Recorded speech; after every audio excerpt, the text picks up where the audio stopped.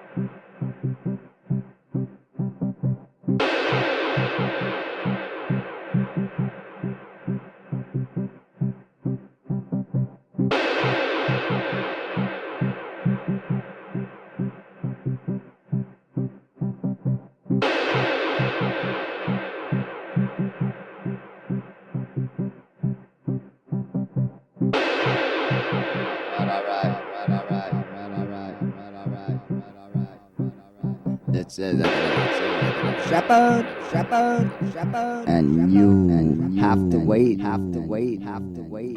for part two of secrets, sorcery, and binary, coming soon. And don't forget, on YouTube, Vimeo, and a couple other sites, I'm gonna have my web show, The Kinetic Shepherd, in the strangest places. I'll leave my link right on my page. Peace. Bye now. This was, and you have been listening to The Kinetic Shepherd. to the kinetic shepherd. Shout the kinetic shepherd. Shout the kinetic shepherd. Shout the kinetic shepherd. Shout the kinetic shepherd. Shout the kinetic shepherd. Shout the kinetic shepherd. Shout the kinetic shepherd. Shout the kinetic shepherd. Shout the kinetic shepherd. Shout the kinetic shepherd. Shout the kinetic